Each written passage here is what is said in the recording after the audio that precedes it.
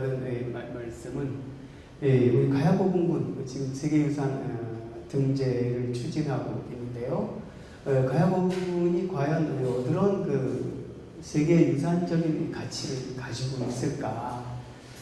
지금 빨간색으로 있는 거 가야고분군의 OUV라고 그러죠.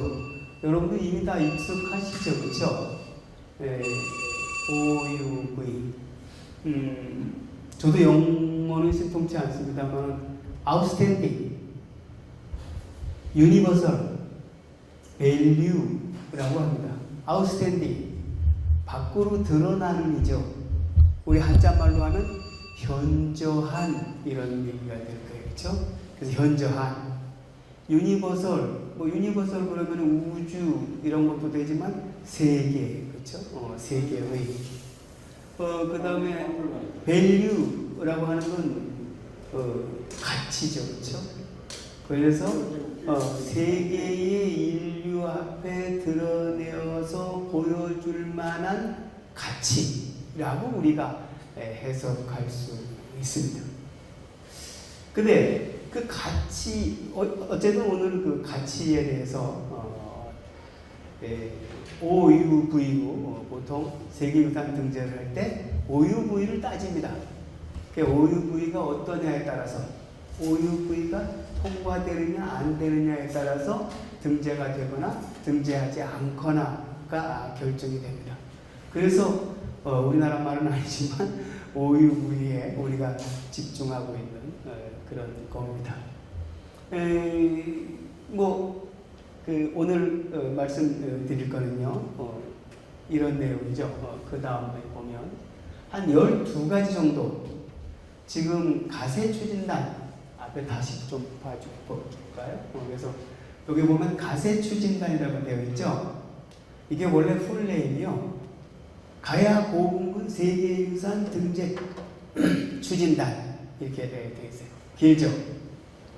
그래서 제가 짧게 줄여가지고 가세 추진단으로 하자.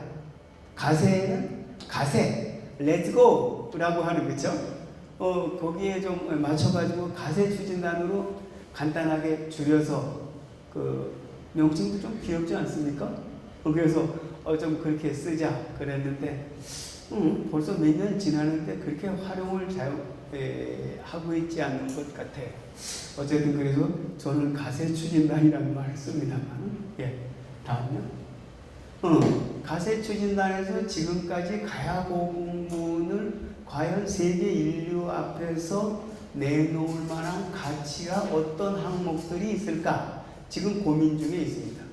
그런데 고민 중에 있는 것뿐만 아니고 사실은 저 개인의 뭐라고 그럴까요? 가야사 연구자로서의 사견이라고 할 수 있죠. 그런 것도 좀 12가지 속에는 포함이 되어 있어요.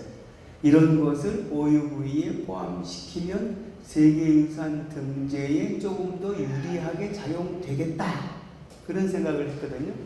그래서 오늘은 그걸 포함을 해서 한 12가지 정도를 말씀을 드리려고 그럽니다. 다음요.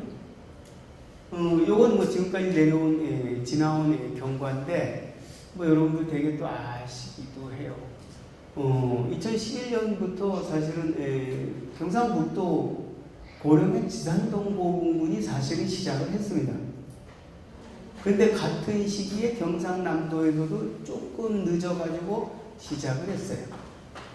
그 재밌는 거는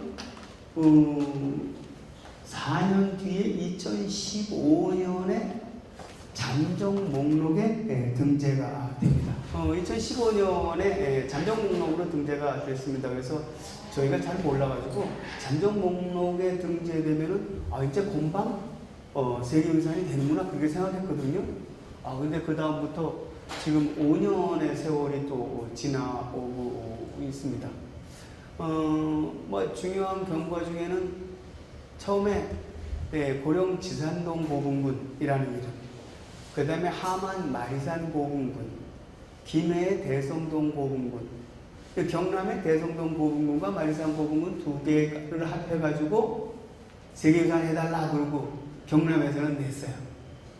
그 다음에 경북에서는 고령 지산동 고분을 해달라 그래가지고 냈어요. 우리가 문화재청을 거쳐야 됩니다. 우선 국내에서 추천이 되어야지 세계유산위원회에 가기 때문에 그랬는데 각각 따로 2개가 된 셈이죠. 신청이 된 셈이죠. 경남에 하나, 그 다음에 경북에 하나가 된 셈이죠. 그래서 사실 2개가 신청이 됐는데 따지고 보면 그게 가야고분들이죠. 전부 다. 그쵸?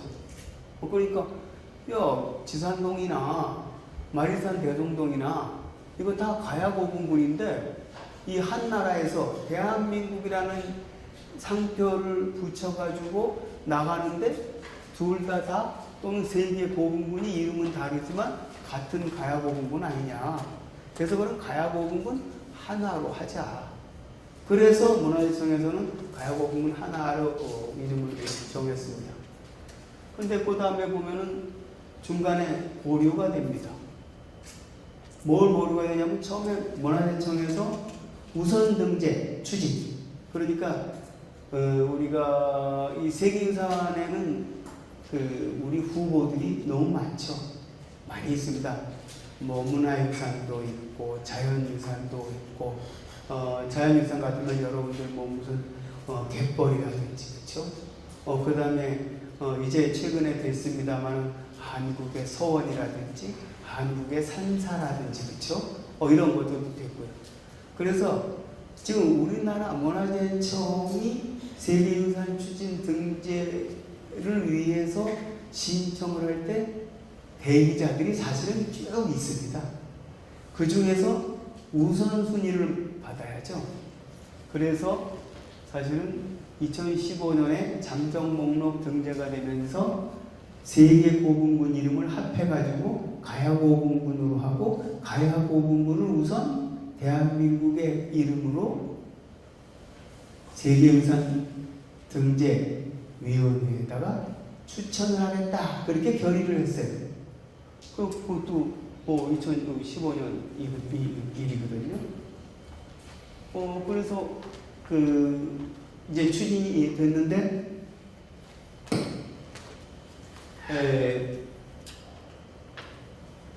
중간에 열심히 추진을 하다가 2017년에 이제 가세 추진단이라고 하는 게 새로 발족을 했고 그래서 가야고분군이라는 이름으로 계속 등재를 진행했습니다. 현재 올해 7월 문화재청에서 세계유산 분과위원회가 있습니다. 세계유산 분과위원회에서 보류를 시켜버렸어요. 아주 간단합니다. 세계유산 분과위원회의 위원들이 가야에 대해서 별로 아는 게 없어요. 근데 아는 게 없는 소에 뭘 아냐면 가야는 뭐 육가야는 있었다네. 그쵸? 그건 알았죠. 왜 교과서에 그건 그래도 나오잖아요. 여러분들은 뭐 이미 다 육가야라고 하는 건 잘못된 이름이다. 6개 이상, 12개 이상이나 되는 가야의 여러 나라들이 있었다. 이런 거 이미 다 잘 알고 계시는데 그래도 잘 모르는 세계유산 분과위원들이 보기에도 자기가 알기에도 가야는 6개 이상 있다고 그러는데 왜? 김해 대성동, 함안 마리산, 고령 지산동 이것만을 해서 가야고분군이라는 이름을 붙이느냐. 이거 원당치 않다. 그래서 보류를 시킨 거예요. 뭐 가야 아마 삼국유사에 보면은 성산가야에서 뭐 홍주라는 것도 있고요. 그렇죠? 그 다음에 우리 이 지역에 참 좀 치욕스러운 이름입니다만 소가야도 있고요. 그렇죠? 그래서 그런 것들을 전부 다 통합을 해서 그런 것들을 상징할 수 있는 가야고분군이라는 이름을 책임져야 되겠다. 그래서 그 다음부터 문화재청에서 다시 고민을 해가지고 그러면 가야를 대표하는 대표들을 좀 더 넓혀가지고 그렇죠? 지역적으로도 그렇고 그래서 이제 추가를 한 거죠. 그렇죠? 우리가 지금 앉아있는 보성송암동 합천 옥전보금관, 창녕 교동 송현동 보금관, 그 다음에 남원의 유곡리 두랑리 보금관.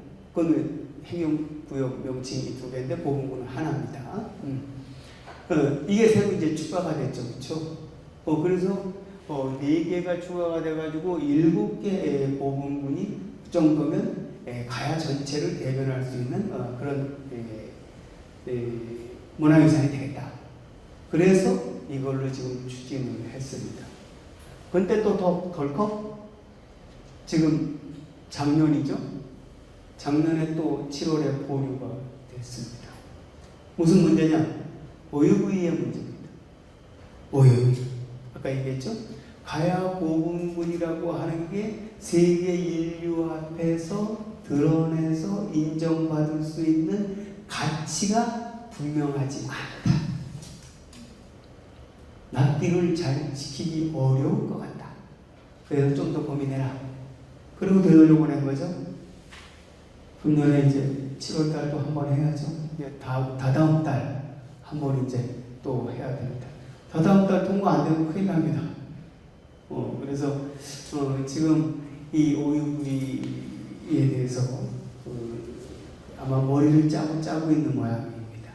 지금 그런 과정에 지금 와 있습니다.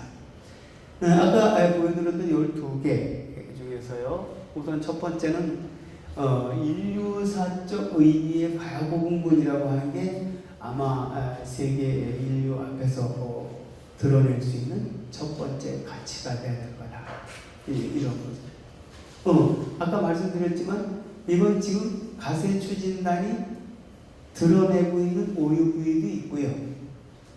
또 여기 서 있는 가세추진단의 일원이긴 하지만 이건 꼭 해야 된다라고 하는 그런 것도 같이 포함되어 있어서 그래서 12개를 말씀드리려고 그럽니다. 첫 번째, 인류사적 의미라고 하는 건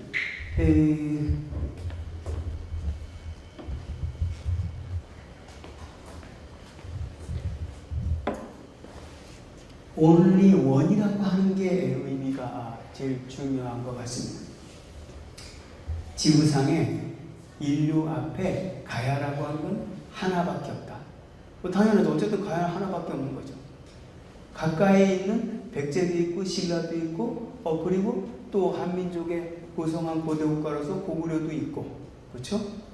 대한해협 건너가지고 일본도 있고 또 건너 중국도 있고 있지만 그네들과 구분되는 역사와 문화로서 가야라고 하는 건 지구상에 단 하나뿐이지. 그러니까 지구상에 단 하나뿐인 가야의 역사와 문화를 총체적으로 눈으로 보여줄 수 있는 그게 바로 가야보금군이라고 하는 걸 얘기를 해야 되죠. 가야보금군이 보존이 안 되고 유지가 안 된다 그러면 가야의 역사와 문화도 인류가 기억하지 못하게 되는 거죠. 그래서 가야의 역사와 문화를 총체적으로 물적으로 보여주고 있는 가야보금이라고 하는 게 보금군이라고 하는 게 세계 인류가 같이 보존해야 될 문화 자산이라고 하는 거죠. 다른 거 없어요. 가야기 때문입니다. 우리는 지금 고분군 그러면은 고분이 어디 세계 민족들이 안 만든 민족이 있습니까? 이집트 같은 경우에 피라미드 같은 그런 것도 고분이잖아요. 중국의 황제 황릉 같은 경우도 고분이잖아요. 백제 고구려의 신라의 고분도 고분이고요. 그렇죠? 그런데 이집트 피라미드 밑에 가보면 여러분들 가보셨겠지만 기가 막힌 벽화들이 있죠. 그렇죠? 그것도 그냥 벽화가 아니고 렐리프, 부조를 해가지고 벽을 전부 새겨가지고 그 위에 채색을 하잖아요. 그렇죠? 그런데 우리 고구려 같은 경우에 고구려의 고분이 세계유산으로 등재된 이유는 벽화였습니다. 근데 그 벽화는요, 사실 이집트 피라미드의 벽화에 비하면 시쳇말로 뭐라고 그럴까요? 세 발의 피 사실밖에 안 되는 거죠. 그러니까 우리가 문화유산, 세계유산이라고 하면 크다, 그렇죠? 화려하다, 이런 걸 먼저 생각을 하고 있는데 그게 아닌 거예요. 여기에 보존이 안 되면 지구에 사는 인류가 잃어버릴 자산이 되는 게 걱정이 되는 거죠. 그래서 그 각각 가치는 고구려의 벽화고문의 벽화라고 하는 게 이집트 피라밋의 벽화에 비하면 보잘것이 없지만 이건 고구려의 역사와 문화와 고구려의 인을 보여주는 물적 증거라고 하는 거예요. 그래서 문화유산으로 등재가 되는 거예요. 우리가 문화유산이라고 그러면 무조건 크고 좋고 화려하고 그런 것만 생각하는데 사실은 그렇지 않아요. 그러니까 그 속에 들어있는 가치라든지 역사적 가치라든지 정신이라든지 이런 게 중요하거든요. 그래서 우린 별로 그렇게 얘기를 안 하는데 가야 고분이 세계유산으로 등재될 수 있는 첫 번째 이유는 오유부인은 온리원이라는 데 있어요. 지구상에서 가야의 역사와 문화는 하나뿐이다. 그런데 가야 고분군이라고 하는 건 지구상에 있는 가야의 역사와 문화를 총체적으로 유물적으로 보여줄 수 있는 증거라 이거죠. 그래서 인류가 이걸 보호하지 못하면 가야의 역사와 문화가 없어진다 이거죠. 그렇죠? 이런 문제의식을 제일 첫 번째 느껴야 되는 거죠. 그렇죠? 그래서 여러분들 가야는 온리원이라서 사실 처음에 이걸 인식을 못했어요. 그래서 가야 고분군 설정할 때도 저희들이 그런 싸움을 했어요. 가야가 중요하냐 고분이 중요하냐 그러고 싸울 때가 있었어요. 사실 가야 고분군에 놓고는 그런 얘기하면 이상하죠. 그렇죠? 이상한데 고분만 가지고 물적인 걸 보다 보니까 어떤 축조 방법의 특수성이라든지 그 속에서 나오는 유물이 뭐 어떻게 뭐 진짜 시체말로 삐까뻔쩍하다든지 그렇죠? 그래야만 되는 걸로 자꾸 생각을 하잖아요. 그래서 우선 지금까지 발굴조사가 되고 그래도 나름대로 알려졌던 김해의 대성동 고분군, 하마 마리산 고분군, 고령의 지산동 고분군만 지정하자 이렇게 됐던 거예요. 그 고분군이라고 하는 물적 증거에만 너무 집착을 했던 거죠. 가야라는 거를 중시하지 않았어요. 그러니까 무지몽매한 세계유산 문과위원들, 아니요, 그분들이 무지몽매한 게 아니죠. 가야에 대해서는이죠. 가야에 대해서는 무지몽매한 그 세계유산 문과위원들도 왜 세계뿐이 가야냐 이렇게 된 거죠. 그렇죠? 그래서 보류가 됐었던 거죠. 그 온리원을 우리가 오유부위로서 강력하게 별로 주장하지 못했기 때문이다. 이제 그런 거죠. 두 번째 같은 경우에는 제가 이렇게 정했습니다. 이거는 아마 지금 우리 오유부위에서 강조를 하고 있습니다. 뭐요? 따로 또 같이. 네. 백제, 신라, 고구려하고 다르죠? 그렇죠?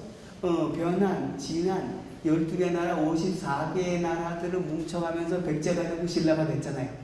하나의 중앙집권을 형성을 했죠.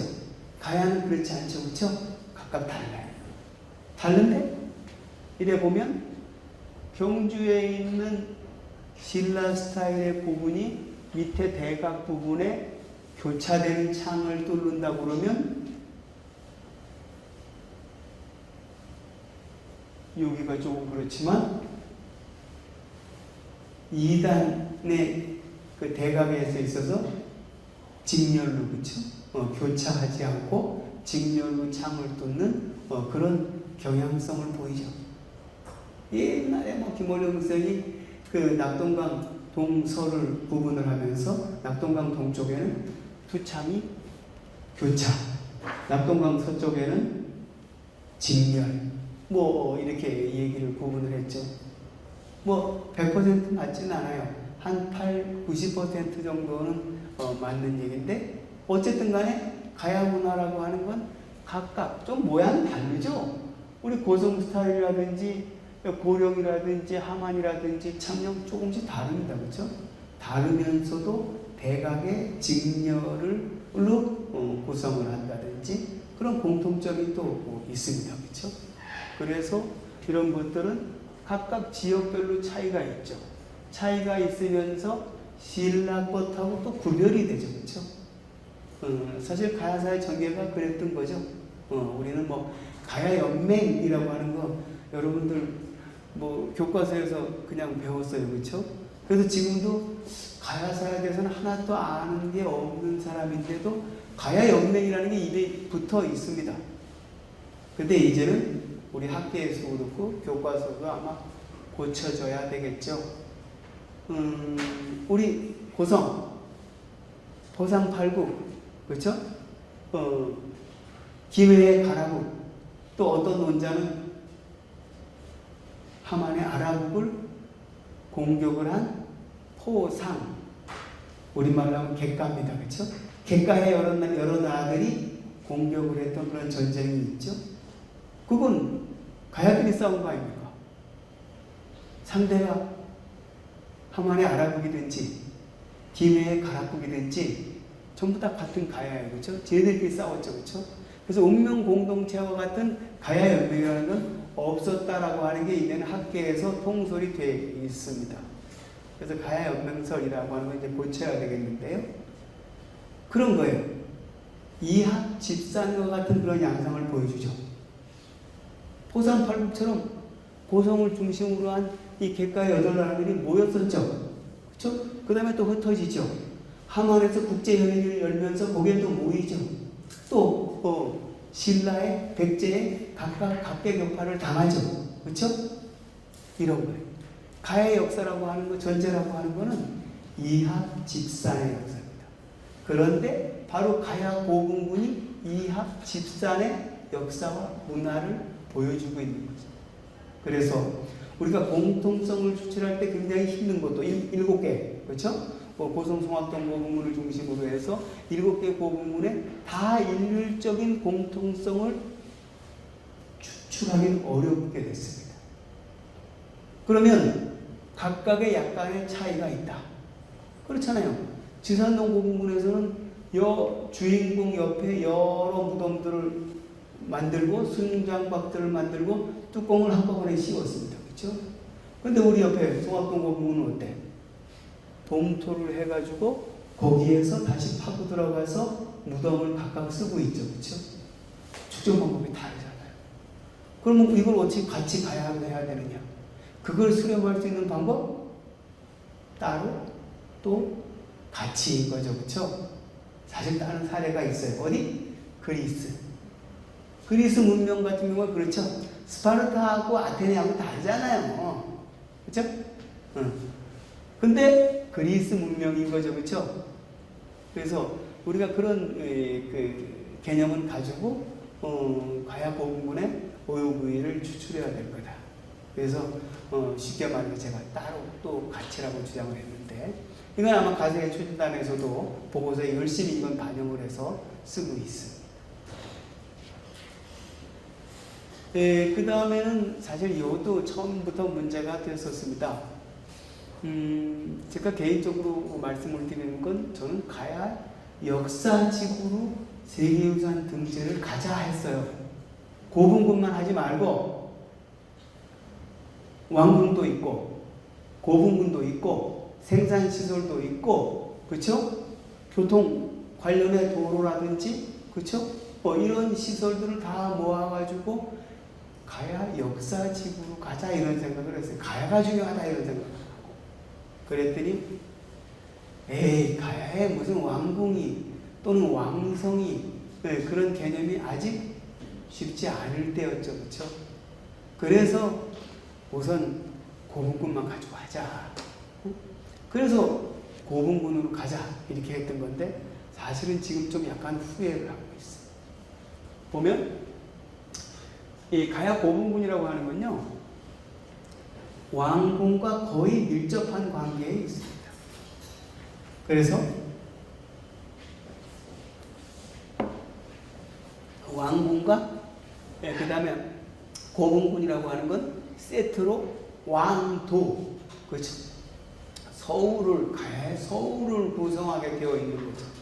그래서 가야 고분군이라고 하는 건 무덤 때 하늘로만 중요한 게 아니고 가야의 각국의 서울을 구성하는 구성 분자의 중요한 요소의 하나로서 가야 고분군이 인식되어야 한다는 거죠. 그렇죠?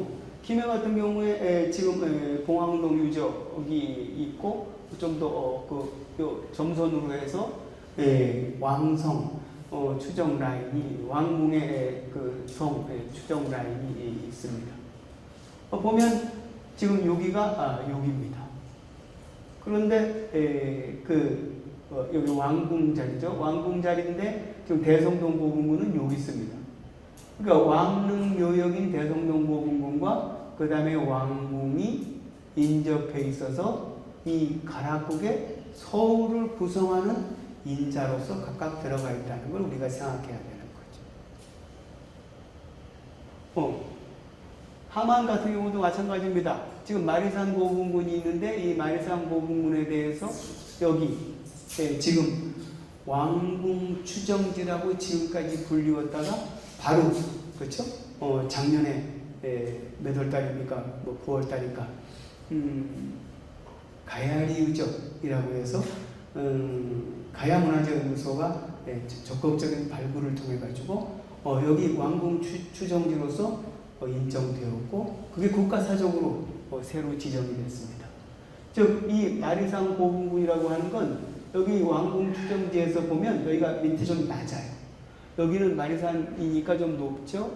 여기 마리산 고분군을 보면 병풍처럼 친 것처럼 보입니다. 여기 서야 마리산 고분군의 의미. 언제? 아라가야를 만든 가야인들이 왜 저기다가 고분군을 왕릉묘역을 조성했는지가 이해가 가요. 조금 다시 얘기하면 여기 성산산성입니다. 요거는 억울하게도 신라가 함안의 아라국을 정복을 한 다음에 쌓은 산성인 것 같습니다. 그런데 여러분들 여기 올라가 보셨죠? 아니 소리가 안 들어요. 그래서 한 분 드시네.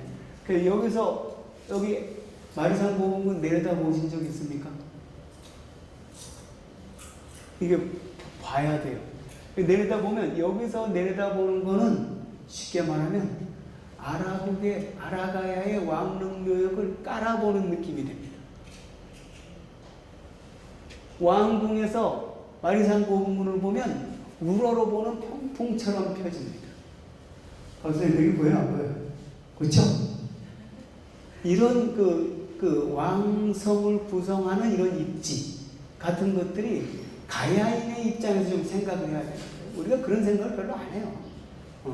그래서 아마 성산산성에서 여기 이 마리산 고분군을 보는 건 한눈에 내려다 보기는 좋지만 뭔가 깔아보는 이런 느낌이 들어요. 여기 왕궁터에서는요, 우리 할아버지들 이런 느낌이 들거든요. 그게 아마 가야 사람들의 인식 속에 들어가는 해석 같은 것 같아요. 여기 지산동 고분군도 마찬가지죠. 지산동 고분군과 그 다음에 여기 주산이라고 하는 거가 있고 그 다음에 여기가 바로 뭡니까?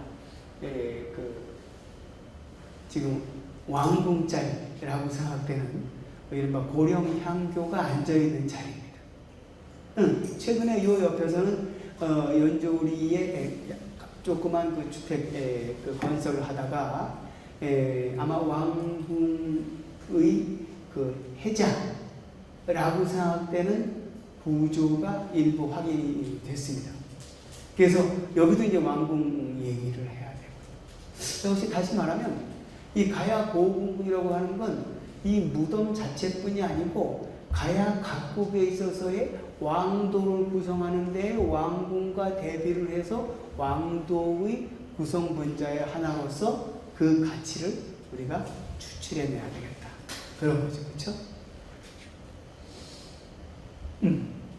뭐 고분군이라고 하는 거 다 군집 때로 모입니다.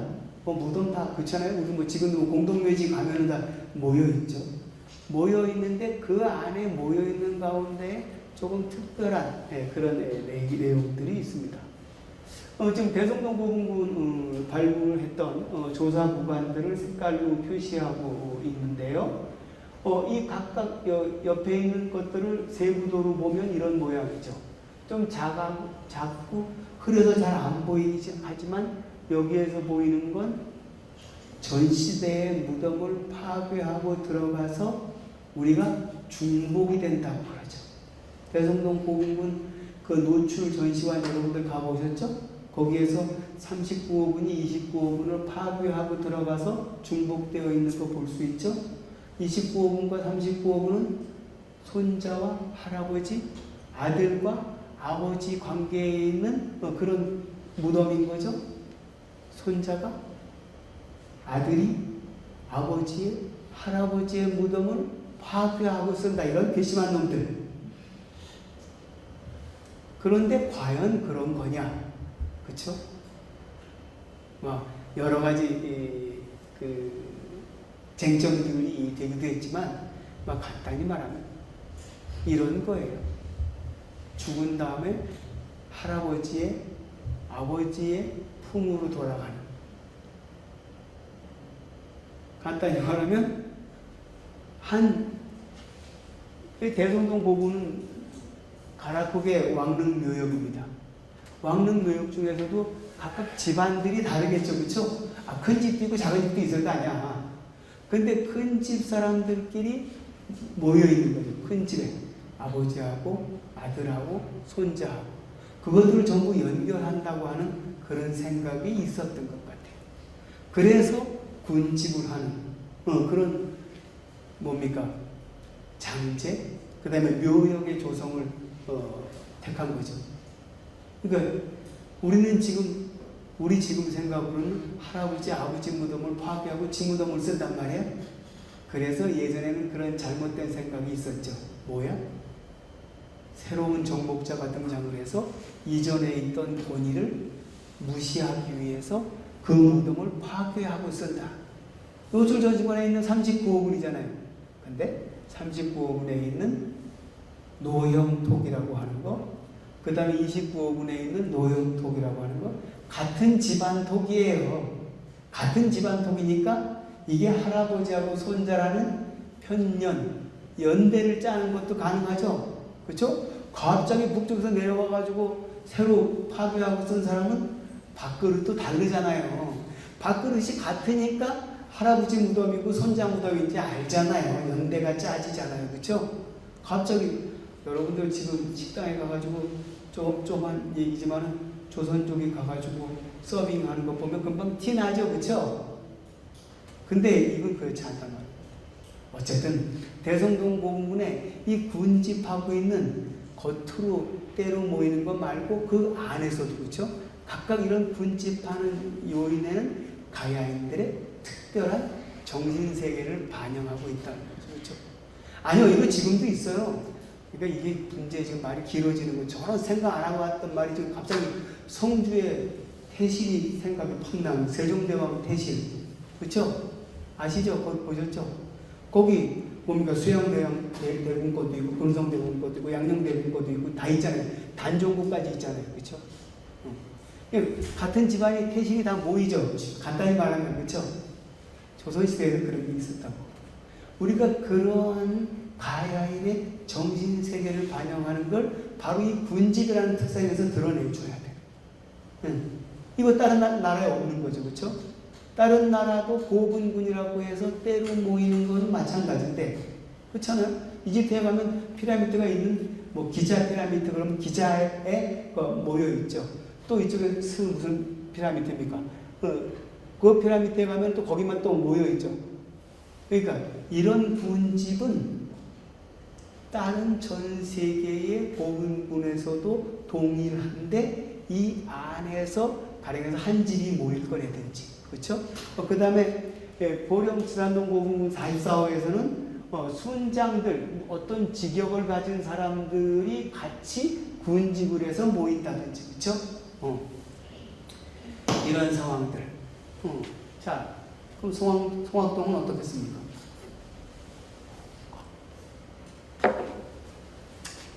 이 1호분 같은 경우에 1호분 A 같은 경우에 이쪽에 도면을 보면 지금 요거는 이제 흙을 파낸 거죠, 그렇죠?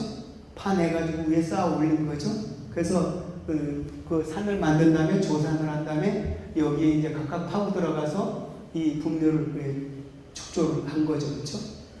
여기 요 거의 해자 비슷하게 흙을 파서 올리는 요 라인 같은 안에 들어있는 사람들은 무슨 관계겠습니까? 고성 여러분들이 밝혀야 됩니다.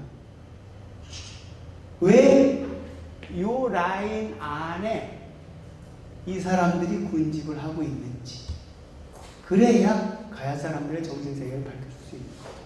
또 전체로는 이제 1호분입니다. 전체 1호분인데 여기 두 번째 만들어지는 1-B, 그 다음에 세 번째 만들어지는 1-C, 그렇죠? 그럼 이 1이라고 하는 이 구름 위에는 왜 같이 모여 있는지, 심지어는 여기는 수열식 석실이고 여기는 횡열식 석실이라고 하는 상당히 다른 그런 무덤의 구조인데도 불구하고 1호분이라는 속에 같이 위치를 한다는 거죠. 그렇죠? 뒤에 얘기하지만 시간이 큰일 났네. 이 B 같은 경우에는 볼까요?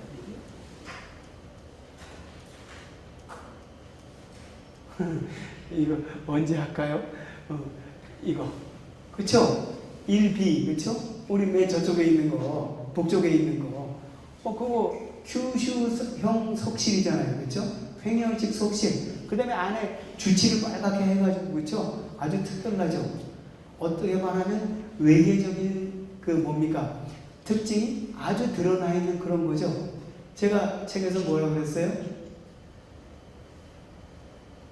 고사포구, 쇠가야의 왕에게 시집온 일본 여자, 무덤. 이런 관계가 있는 거죠, 그렇죠? 이런 관계가 있어서 이런 1호분 속에 같이 들어갈 수 있는, 그렇죠? 이런 논리들이 아마 이제 우리가 적극적으로 얘기가 돼야 돼요. 이래야 아까 그 대성동, 마리산, 지산동, 그 다음에 이런 걸 같이 포함을 해서 가야인 세계의 정신 세계로 군집할 수 있는 이유, 이런 것들을 오유부유로서 오히려 주장을 하고, 그래야말로 다른 문화, 백제, 신라, 각각에는 그렇죠? 멀게는 세계의 다른 인류 속에는 없는 거다라고 하는 걸 보여줘야 되는 거죠, 그렇죠? 그 다음은 입지입니다. 합해서 말씀드리겠습니다. 큰일 났네. 이 머리를 두는 방향, 그렇죠? 그리고 무덤의 그 길이, 장축 방향, 이런 것들을 생각을 해보면요. 여기 대성동, 지산동, 마리산 이런 거 보면요. 여기 보세요. 여기 보면 이렇게 이런 방향을 하고 있죠. 얘는 요쪽 방향, 얘는 요쪽 방향을 하고 있어요. 방향이 전혀 다르죠. 얘는 일로 가고 얘는 일로 가죠. 심지어 얘는 일로 가죠. 그렇죠? 얘는 일로 가고 얘는 일로 가요. 중국에는 이런 무덤 없습니다. 경주에도 이런 무덤이 없다고 해도 과언이 아니에요. 근데 가야는 이래요. 왜 이렇게 생겼을까요? 요 구릉에 평행해서 만드는 겁니다. 그렇죠? 요게 능선의 평행처럼 이렇게 만들었죠. 얘는 구릉에 이렇게 만들었죠. 요 레벨이 같은 거죠, 그렇죠? 그러니까 이렇게 내려가잖아요, 그렇죠? 그 위에 있으면 위에 옆으로 비스듬하게 무덤을 만든다 이거예요, 그렇죠? 그러면 무덤을 머리를 두는 방향이 어떻게 돼? 이 능선이 요 사람은 이렇게 생기겠죠, 머리가. 이쪽이든지 저쪽이든지. 근데 이 사람은 이렇게 생기겠죠, 그렇죠? 중국에서는 머리를 두는 방향은 북쪽으로 하는 걸 정해져 있죠, 그렇죠? 근데 가야에서는 백제나 신라에서도 경주 같은 경우에는 또 그렇지 않죠. 근데 가야에서는 막 이쪽에도 두고 저쪽에다 두고 해. 그런데 이 사람들은 머리를 두는 방향이 진짜 지멋대로였을까요? 어떻게 만든 거예요? 등고선과 평행하도록. 우선 축조할 때 등고선과 직교를 하게 되면 이 비탈이니까 이쪽은 높은 쪽은 많이 사평을 해야 되겠죠. 절토를 해야 되겠죠. 낮은 쪽은 덜 해도 되겠죠. 효율적이지 못하잖아요. 그렇죠? 근데 여기 비스듬하게 한쪽에 장축을 설정을 하고 머리를 두어봐요. 그럼 요거는 그렇게 힘들지 않게 축조를 할 수 있겠죠. 사실 이런 전통은요.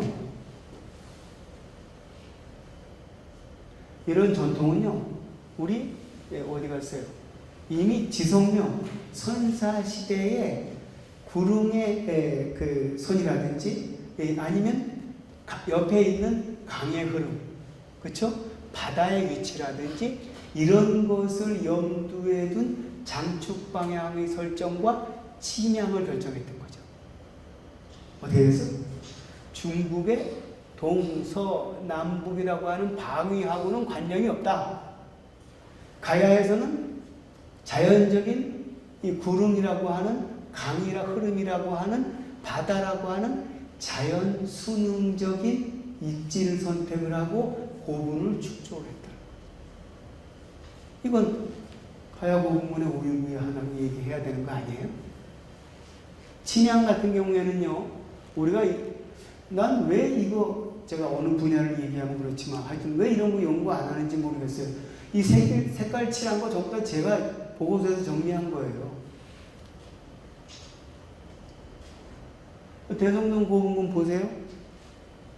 가야 전기에는 머리가 전부 다 분성산 옆에 산이 있습니다. 김해의 진산이라고 하는, 그쵸?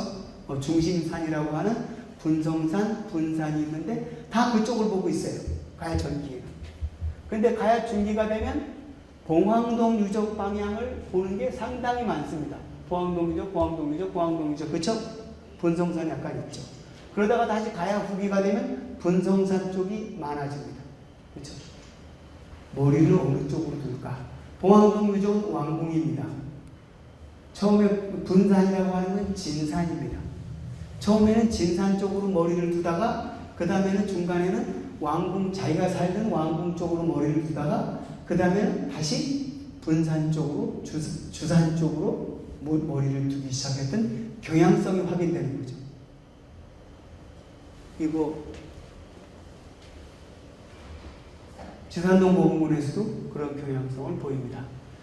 왕궁 방향을 보이다가 왕궁을 보이다가 5세기 4사분기가 되면 주산 쪽을 바라보고 있는, 그렇죠? 주산이라는 게 뭐야? 임주자에다가 님매죠, 그렇죠? 님의 무덤인 거죠, 그렇죠? 우리 할아버지들 무덤인 거죠, 그렇죠? 산인 거죠, 그렇죠? 이런 방향 같은 경우도 우리가 추출을 해야 돼요. 그렇죠? 성악동 고분문 분들은 어디를 보고 머리에 두셨을까요? 해야 되죠, 그렇죠? 좀 정리를 해서 이런 오유부위로 추출할 필요가 있습니다. 여기 자연 수능적인 고분 축조다. 그 다음에 이런 침향도 우리하고는 좀 다르다. 중국하고는 너무 다르다. 이런 얘기를 한 거죠. 이런 것도 있어요. 이 고분과 그 다음에 그 고분을 축조한 가야인들이 그 고분에 맡겼던, 그렇죠? 그런 염원들이 있는 거죠. 여기 보면 대성동 같은 경우에는 이거 애기부지봉이라고 부릅니다. 수로왕은 부지봉에서 내려왔죠. 근데 이 후대들이 묻히는 곳은 애기부지봉이라고 그랬어요. 알겠죠? 시조와 그 다음에 왕릉묘역과의 계승의식. 마리산, 처음에 우리가 얼마 전까지만 해도 말산이라고 그랬잖아요. 말산, 끝말자. 그래서 이게 무슨 끝산이라고 하는 게 말이나 되는 소리입니까? 사실 찾아보니까 마리산이었죠. 마리산 우리말로 하면 머리산이죠. 그렇죠? 하만 아라곡에 우두머리들이 잠든 산이에요. 그렇죠? 이게 끝산이 아닌 거예요. 그렇죠? 여기도 이런 게 있죠. 여기 지산동 고궁은 주산, 자기 조상들의 님을 향하고 있는 그런 곳이죠. 또 이런 경우에는 거기 주산에 쌓여져 있는 주산성이라고 하는 산성은 이성이라고도 불립니다. 귀때기 성이다 이렇게 불러요. 이 귀가 뭐에 쓰는 일이냐? 대구 쪽에서 금산제를 넘어서 올 때 금산제 위에 나타나는 적이 나타났다라고 하는 소리가 여기서 들리기 때문에 이 주산성은 이성이라고도 불렸대요. 뭐야? 주산이라고 하는 것에는 또 주산을 바라보게 하는 이 지산동 고궁군이라고 하는 속에서는 바로 방위 개념, 그렇죠? 조상들의 무덤이 우리를 지켜준다고 하는 이런 가야 고궁군과 방위의 개념이라고 하는 같이 연결이 되는 거죠. 대성동 고궁군도 마찬가지죠. 시조가 등장한 것을 구지봉이라고 그러는데 우린 애기 구지봉이라고 그런다. 그런 계승의식이 있는 거죠. 그렇죠? 이런 내용들. 그래서 가야 왕릉에 깃든 이런 국가 방위, 또 왕실의 계승의식, 이런 것들이 다 우리가 오유부위로서 추출될 수 있다고 보는 거죠. 아마 이게 제일 중요하죠. 지금 현재 다다음 달 7월 달에 우리가 제출할 보고서에는 가야 고궁군의 오유부위의 중심은 교류입니다. 동아시아의 중국과 일본을 연결하고 고구려 백제 신라의 한국의 삼국두를 다 연결할 수 있는 교류의 중심이었다라고 하는 게 지금 우리가 가야 고궁군 밀고 나갈 오유부위의 중심입니다. 지금 그런 것들이죠. 대성동 고궁군에 이거 유목민족계통의 이런 것들도 있고, 그 다음에 이거 메이드 인 재팬 같은 것도 있고, 그 다음에 여기 메이드 인 차이나도 있고, 아마 메이드 인 재팬과 같은 것도 있는 거죠. 여기 얘 같은 경우에는 진식 대금구라고 해가지고요. 지금 요령 지역의 라마동 유적에서 이런 거의 똑같은 것들이 출토가 되고, 그 다음에 우리 출토가 되고, 그 다음에 건너가서 일본 열도에 여러 점이 출토가 됩니다. 그런 것들이죠. 여기 로만 글래스입니다. 로만 글래스는 91호분이니까 4세기 2, 4분기로 편년되는 그런 유물입니다. 근데 4세기 2, 4분기라는 단계에서는 대한민국에 로만 글래스가 없습니다. 여러분들이 경주에 가면 로만 글래스가 전부 다 합해서 13점이 있습니다. 13점이 5세기가 되어야지 등장합니다. 대성동 고궁은 4세기 2, 4분기에 이미 등장을 하고 있습니다. 지금 어떤 연구자는 신라를 통해서 가야에 로만 글래스가 들어왔다고 추정을 하지만 시기적으로는 전혀 안 맞습니다. 뭐라 그래요? 나중에 경주에서 나올 거야. 아직은 안 나왔으니까 그건 분명히 잘못된 거죠. 아까 조금 나와 있었던 진식 대금구와 같은 역시 요령지역이라든지 이런 걸 통해서 실크로드에 닿아 있는, 그렇죠? 그런 교류상에 우리 가야가 위치하고 있는 그런 것을 보여주는 웅변하고 있는 유물일 수 있는 거죠. 하마 마리산 고궁 같은 경우에는 이런 연화문이라든지 이런 일본 계통, 고구려 계통 이런 것들이 이제 확인되고 있고요. 여기 이와 같은 그 야광패로 만든 이런 주걱 같은 경우에는 야광패 이 조개는 오키나와를 중심으로 하는 아열대 바다에서만 날 수 있는 조개죠. 큐슈 남쪽 끝에서부터 나기 시작해서 큐슈에도 잘 안 납니다. 그런데 이런 것들이 고령 지산동 고궁군에 들어와 있죠. 오키나와 지역과의 어떤 루트를 통해서든지 교류가 있었다는 거죠. 그렇죠? 역시 마찬가지로 고령 같은 게 송암동 고궁군에서 나오는 요거 요렇게 생긴 조개입니다. 요 조개 위에 뚜껑을 잘라가지고 여기를 꼽아 넣었어요. 요거는 안장을 안치기 위해서 여러 가지 결속을 하는 그런 도구들인데 그 결속하는 도구들 가옥 속에 넣는 겁니다. 이게 이모가이라고 하는 겁니다. 이건 제가 큐슈 맨 남쪽에 미야자키 사이토 고궁군 박물관에서 찍은 사진입니다. 근데 요게 여기 박혀 있는 거예요. 송화동 고궁에서 나오는 거죠. 그렇죠? 저 아열대산 이 조개를 수입을 해다가 여기 만드는 거죠. 이렇게 만든 운주는요, 다시 미야자키에 수출되고 있습니다.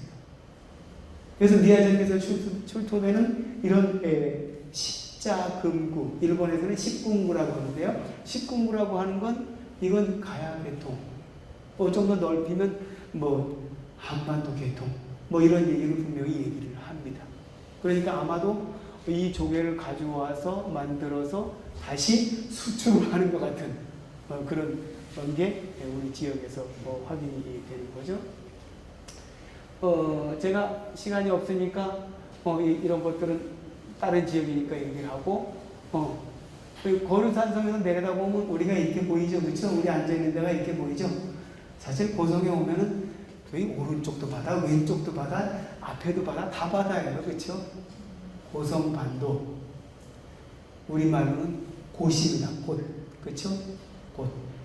그러니까 고성반도라고 하는 곳이라고 하는 지명이 사실은 고자국, 고자, 고사포국의 고사, 고의 시옷받침, 고의 지읒받침, 곳인 거죠. 고성반도를 가리키는 거죠. 이런 우리 지형이 해양 교류의 중심이 될 수 있는 그런 바탕이 되고요. 여기 뭡니까? 이 고성 박물관에 있는 중국 거울이라든지, 그 다음에 외계통의 광형모라든지, 그렇죠? 이런 것들도 있고요.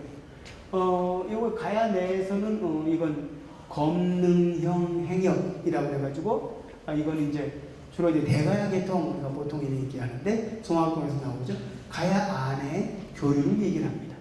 그런 거 하면 사실 이 고성 스타일의 톡이라고 하는 엄청난 이런 그 확장세를 보이죠. 이렇습니다. 북쪽에서는 함안, 북서쪽에서는 진주, 전라북도 동부에서는 남원, 그 다음에 전라남도에서는 광영, 순천, 여수까지 돼요. 이거 전부 다 근년에 확인되는 고성 스타일의 토기들이죠. 그렇죠? 이거 전부 가야 지역 내에 이 고성을 중심으로 해서 활발하게 교류되는 그런 상황들을 이 고성 송악동 고궁군에서 나오는 이른바 고성 스타일의 토기들이 그걸 보여주고 있다. 그거죠. 그렇죠? 좀 더 시기가 빨라요. 시기가 빠른 것 같은 경우는 풍납토성에서 출토되는, 그렇죠? 이건 저는 쇠가야라고 그럽니다만은 쇠가야식 톡인 거죠. 그렇죠? 그래서 이거 제가 고성에서 서울까지, 이건 5세기 때니까 앞에 있는 것보다 조금 이르죠. 우리가 지금 내산이라든지 송악동에서 나오는 이런 거하고 같은 거죠. 그렇죠? 그래서 과연 이런 교류 같은 것들은 좀 더 일찍 생각을 하면 우리가 잘 아는 칠지도라고 하는 게 기록되어 있는 일본서기 신공기의 기록에 뭐라고 돼 있어요? 백제 근초고왕이 내가 외하고 교류를 해야 되겠는데 니네들이 좀 중개를 해달라. 여기에는 탁순국이라고 기록이 되어 있어. 우리가 보통 창원이라고 생각하는데 창원 바로 옆이죠. 그렇죠? 아마 고성 지역이 이런 중개 역할을 활발히 했던 그런 전통을 보여주는 게 풍납토성에 나오는 저 토기들인 거죠. 그렇죠? 그래서 우리 일본서기 기록에서 나오는 백제 근초왕이 내가 외하고 가는 길을 잘 몰라가지고 통교를 하기 위해서 좀 안내를 좀 해달라. 그러고 이제 하는 게 일본서기에 써 있잖아요. 그 써 있는데 거기는 탁순국이라고 기록이 되어 있지만 탁순군 창원도 경유를 했겠지만 바로 이 고성의 고사포구 쇠가야도 상당히 중개적인 기능을 했을 것이다. 아직은 함안 스타일이 풍납토성, 백제 서울 왕성에서 나오지는 않죠. 지금 고성권 나와 있죠. 그렇죠? 그러니까 우리가 5세기 때의 물건을 얘기했지만 그로부터 약 한 반세기 전 정도의 앞에 단계의 기록은 우리가 고성을 포함하는 기록으로서 이해할 수 있겠다. 그거죠, 그렇죠? 그래서 고성 지역이 바로 이러한 백제, 서울의 백제인 거죠. 그리고 일본 열도의 외화를 연결하는 그 교류의 해상 교류를 담당하고 있었다 하고 하는 그런 내용을 우리가 바로 교류 속에서 분명히 포함시켜야 됩니다. 오유부위로서. 그렇죠? 제가 시간이 없어서 여기 비치제 옥이라고 하는 거는 보통 우리나라에서 잘 하지 않습니다. 일본의 우리 저 동해 맞은편에 있는 마스의 현이라든지 독도가 지네 땅이라고 불리는 거기입니다. 거기 마스의 현이라든지 아니면 뭐 북송선 떠나든 뭐 니가다라든지 그렇죠? 이런 데서 나오는 특산물이기 때문에 이거 뭐 외계통의 문화라고 할 수 있습니다. 자, 이런 것들 다 그렇죠? 여기 스에키라고 하는 거, 이거 쇠같이 단단한 독이라고 하는 쇠라고 하는 거죠, 그렇죠? 여기 외계통의 독입니다. 네, 그런 거죠. 또 그 다음에 우리가 오일부위로서 추출할 수 있는 건 조금 더 해도 돼요? 편집을 적당히 하십시오. 역시 이 가야고분군이 미친 교류로서의 교류의 부분이긴 하겠습니다만 일본의 고대 국가 형성에 아주 중요한 기여를 했다는 걸 우리가 오유부위로서 주장을 해야 됩니다. 거기엔 두 가지입니다. 하나는 제철, 하나는 제도입니다. 가야의 철과 가야의 톡입니다. 둘 다 아마도 1200도 이상의 그런 열을 높여서 구울 수 있고 제철할 수 있는 그런 가마라든지 용광로의 기술의 구사인 거죠. 가야 지역에서 나오는 물건들, 그 다음에 외 지역에서 나오는 물건들 표해주고 있습니다. 같은 물건들인 거죠. 여기 이런 철정들이고요. 이건 제가 어디 그 잡지에 한번 두 차례 걸쳐서 썼던 건데요. 그 잡지가 이런 잡지였습니다. 잡지였는데 그 얘기입니다. 여기 이렇게 보면 지금 큐슈의 후쿠오카 남쪽에 중부에 아마기시라고 하는 큐슈 딱 배꼽쯤 됩니다. 배꼽쯤 되는데 교통의 요지인데요. 거기 아마기에 이케노우에 고분군이라 알고 있는데 거기서 출토되는 게 이런 토기들이고 이런 철기들입니다. 이 토기 이거 메이드 인 고성이죠, 그렇죠? 누가 봐도 메이드 인 고성입니다. 여기도 마찬가지고요. 이것도 그렇죠, 그렇죠? 그래서 저는 소가야 사람들, 세가야 사람들이 여기 이주를 해서 마을을 구성을 하고 제철을 하고 제도를 했던 그런 곳이다라고 해서 제가 이렇게 해서 여기 이케노우의 고분군에 대해서는 가야 대장장이들의 무덤입니다. 제가 이렇게 얘기를 했습니다. 제가 시간이 없어서 아주 간단하게 이 얘기를 하지만 여기도 소가야가 아니고 쇠가야입니다. 그런 얘기를 했고요. 그래서 다시는 이게 되돌아오는 게 쇠가야 왕과 외에 어떤 공주가 결혼하는 게 또 그런 조금 전에 급히 말씀을 드렸던 거고요. 그렇죠? 물론 여기 있는 건 전부 제철 도구들입니다. 그렇죠? 단야하는 도구들이죠. 대장장이가 두드리고 할 때 짚는 집게라든지 망치라든지 전부 그런 것들이죠. 그렇죠? 그렇습니다. 여기 후쿠오카 같은 경우에는 처음에 가야토기를 본 따서 만드는 스에키, 스에라고 하는 게 우리말에 쇠에서 시작된 거죠. 쇠같이 단단한 그릇이다. 그거죠. 그렇죠? 이런 최초로 만드는 게 이거 고성 스타일이죠. 여기도 마찬가지입니다. 조금 아까 아마기시에서 있는 이케노 우에 그 고분군 바로 옆에 있는 고데나 고분군에서 출토된 그런 상황이고 거기에서 나오는 방추차, 그 다음에 광부소 이런 것들입니다. 이런 것들이 전부 다 고성 계통들인 거죠. 그렇죠? 방추차도 마찬가지로 그 다음에 보시면 이게 송악동 고분에서 나온 이쪽인가요? 이게 성악동 부분에서 나온 뭡니까? 방추차입니다. 요거는 그 고데라에서 나오는 방추차입니다. 거의 같은 제품이라고 말해도 이상이 없는 거죠.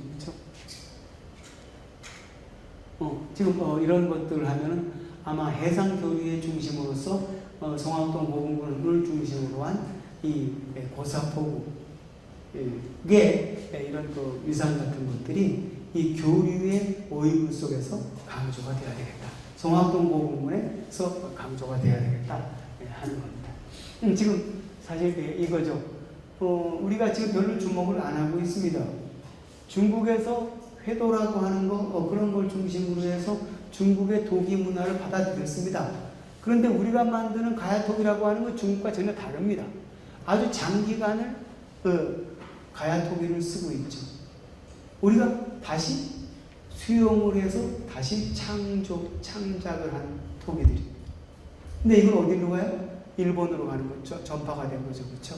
그러니까 우리가 교류의 중심을 얘기하고 일본 고대 국가의 형성에 기여했다는 얘기를 오유부유로 추출을 할 때 중국에서 기술을 받았지만 가야에서 창조를 해서 일본에 전파했다고 하는 이런 의미로 우리가 얘기를 해야 됩니다.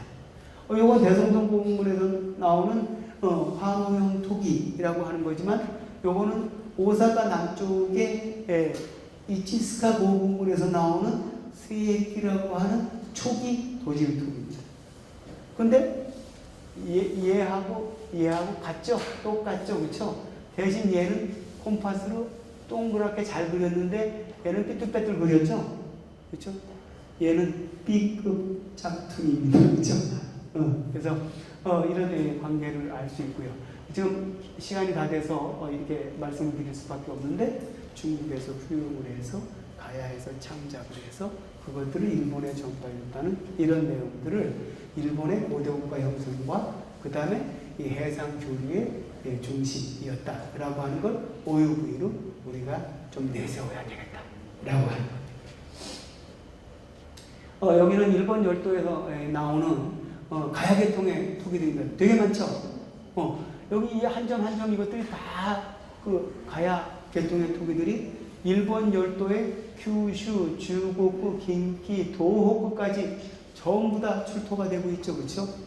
그래서 이런 얘기를 해야 될 거고요. 순장은 사실 좀 우리가 고민을 해야 됩니다. 시간이 돼서 이건 그냥 넘어가겠습니다. 마지막에 두 번째, 끝에서 두 번째 같은 경우에는 가야고분군은 일제강점기에 그 도굴에 가까운 조사라고 하는 걸 빙자해서 이 피해를 상당히 입었었죠. 그 피해들은 우리 곳곳에 다 남아있죠. 지금 우리가 등재 신청을 하려고 하는 7개 고분군에 전부 남아있습니다. 사실은 그런 것들을 보여줘야 돼요. 그래서 제국주의 침탈의 증거, 흔적이 지금 가야 고분군에 남아있다는 거죠.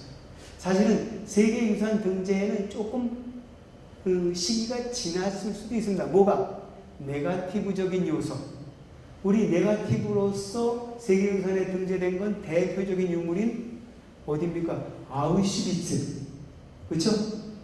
독일 사람들이 그 가스로 유태인들 왕창 죽인 그것 말입니다. 그건 세계유산이잖아요. 그렇죠? 세계유산인데 네거티브잖아요. 인류 문명에 있어서 야만적인 부끄러운 일이죠. 그렇죠? 그래서 네거티브적인 유산인데도 불구하고 세계유산으로 등재가 됐죠. 그거 등재하면서 이때부터는 네거티브는 안 해준다. 유산위원회에서 그렇게 정하기는 했어요. 하지만 우리 지금 가야 고분군에 남아있는 제국주의 침탈의 흔적은 그건 분명한 사실인 거죠. 그렇죠? 제가 그런 얘기를 합니다. 우리 고분군에 가면은 진짜 도굴 흔적들이 너무 많죠. 여기저기 지금도 뻥뻥 뚫려 있어요. 우리가 지금 보존 유지 관리가 진짜 좀 어려워서 그렇긴 한데 그거를 보여줘라 그럽니다. 그 중에서도 제국주의 침탈의 흔적으로서. 그렇죠? 그 다음에 마지막으로 우리가 또 주장해야 될 거는 현대 우리 한국인에게 가야 고분군들은 지금도 계속되고 있는 거죠. 가야 고분군 세계유산 등재 얘기 처음 시작할 때 신문 기자들은 어떤 사진을 내세웠겠어요? 김해의 수로왕릉입니다. 우리가 진정성, 세계유산에서 진정성에 좀 문제가 있는 수로왕릉을 내세우죠. 뭐예요? 대한 국민들은 가야 그러면 수로왕릉을 먼저 생각한다는 거예요. 그걸 어필을 해야 될 필요가 있습니다.